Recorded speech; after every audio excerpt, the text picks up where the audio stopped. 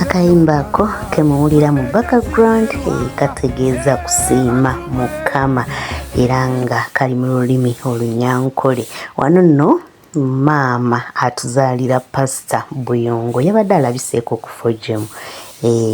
Yazze ku FOGM okubeera nga yeebaza Mukama olw'obulamu bw'omwana we, olw'obuweereza omwana we bwamutuusizzaako. Yeebaza Mukama olw'ebyo byakoledde omwana. Era gwe mulaba afukamidde awo ye mwana gwe twogerako, anti ye Pastor Buyongo. Omukyala oyo ali mu gomesi eya red y'oyo maama, tufe tumuyita jjajja. Yoyo jjajja waffe atuzaalira daddi. Pastor Buyongo yazze okubanga nate amugololera omukono.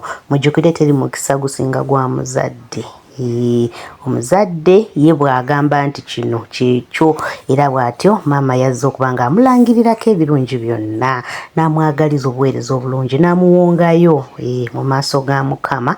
Era nga bw'ogenda okubanga olaba mu vidiyo eno bingi ebyabadde ku FOGM, era nga wano ne Nakawere omulungi waffe Naalongo omupya we yalabikiddeko eri ekkanisa for the first time okuva we yazaala. Eno vidiyo mugenda ginyumirwa kubanga ngireeta mu part 2 eya Naalongo ng'alabiseeko eri ekkanisa. Kwabadde kujaguza, kwabadde banaayi, yabadde vibe ky'oba omanya.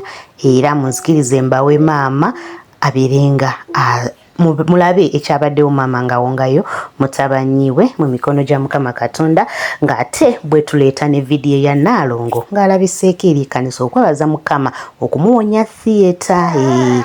Kubajjukira yazaalira ku Kiso. Webale kutwetera abalongo, webale kutwetera abalongo. Kakati ndi wano ngenda kusitula ekitiibwa munyambe mukisitule. Bunaku gwotugobako ebikuwa. Kakati Mukama situla, situla, situla, situla, situla, situla, situla, situla, situla. Engalo za Yesu. Abensi balina ekigabo kye bagamba simanyi bwa bweza, kati no bweza bwa Yesu. Hallelujah. Amen. Ekitiibwa n'ettendo byonna bya Mukama. Bade musooke mundeko katono. Akana akasimu bunakumadde mpaana akasimu. Bunakupadde akasimu ano akamapesa njala mukansibulireko sigera tadda ku kituuti kuno. Hallelujah. Kano kazaala ekyuma kino. Enasimu yava Dubai. Amen. Engalo zongere Yesu. Bagikwasa ono yagimpa. Ono ebyabagero byavagwa. Nalina okuddamu nange nfuneyo akasimu omusika w'eno kubanga eno ya mirimu. Eno ebiseera byange bya ddembe.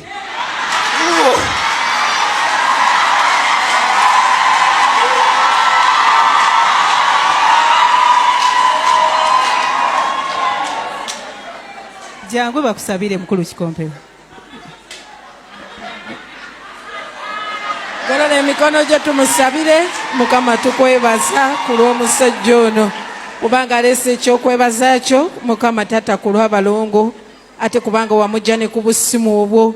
Mukama oyongera omuwa omukisa gwazze ng'omujja ku ddaala ate ng'omutwala ku ddaala.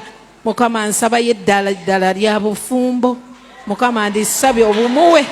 Leeta omukyala n'amuwa emirembe mu linnya lya Yesu Kristo Mukama waffe. Amiina. Engalo ng'ozongera Yesu. Haleluya. Ofukamidde mangu. Ekitiibwa kiddire Mukama. Kati yeebazongeyo omwana afukamidde. Kati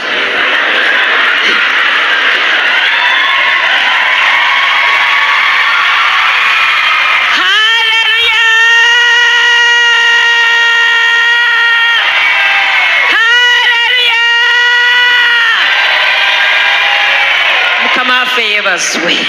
Ekitiibwa kiddire Mukama kubanga neebaza ku lwa musumba yankubidde essimu n'aŋŋamba naye nabadde nina bye mmugamba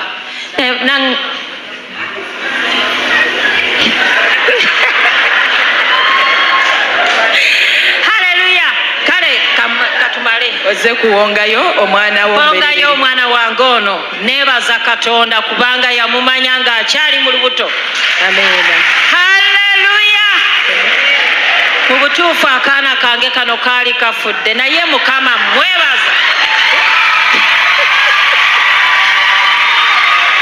Akaana. Amiina. Ajja kukoowa nnyo musumba wange. Akaana kano. Katonda omulungi omwana ono muteeka mu mikono gyo. Nkwebaza kubanga si yagenda omuwongayo. Kati katuyite abasumba. Nteeka omwana ono mu mikono gya Mukama. Bajje tuwongeyo omwana. Ekibereberye kyaffe. Abasumba ba fellowship mujje tuwongeyo omwana ono.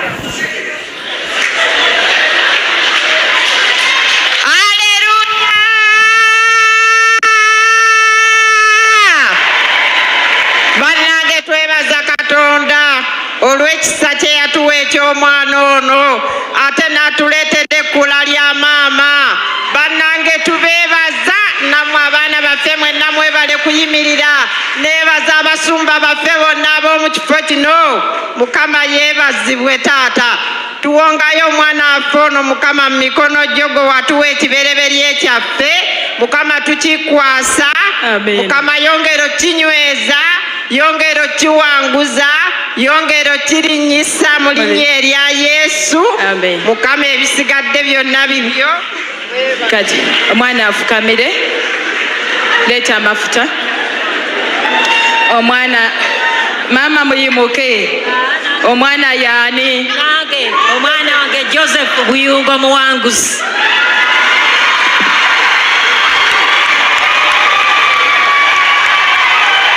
Golola emikono gyo. Amanya g'omwana mugawulidde? Ye Joseph Buyungo muwanguzi. Omwana ye Joseph Buyungo muwanguzi. Ndowooza vidiyo mugirabye bulungi nga maama azze okubanga nate yeebaza Mukama Katonda olw'obulamu bwe. Munzikirize nno mbasiibule era mbeebaze. Bannange mwebala okutuwagira, mwebala okulaba vidiyo zaffe, mwebala okutwagala. Bukomenti tubulaba kyova olaba ebimu bye mutusaba mu comment section tubibaleetera lwakuba tuba tetusaba kuddamu buli comment because ziba nnyingi. Ensonga lwaki tetugenda mu maaso nakubanga tuddamu comments zammwe naye trusting zonna tuziraba. Tetulina comment gye tutalaba. Byonna bye mwemulugunyako tubiraba ne tukyusaamu ne Mukama Katonda nga bw'atuyamba tubeere nga tubaweereza obulungi ng'era tusaanidde mu maaso ge.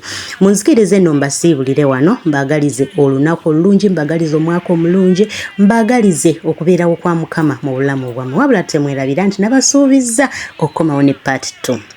Yes, yegenda okuddako part 2 nga mbaleetedde omugole waffe, Naalongo waffe, omulungi waffe, mami waffe Josephine Buyungo Naalongo.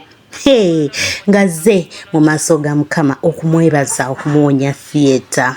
Lwali lutalo byabadde byamaziga. Olaba mumanyi kye bayita amaziga ag'essanyu geegana agabadde ku Fojimu nga buli mwali maziga. Pastor Buyungo akaaba, Naalongo akaaba, ba Pastor Barbara bakaaba, buli omu ng'akaaba wabula nga babaza Mukama Katonda olw'ekyo kye yabawa anti be balongo.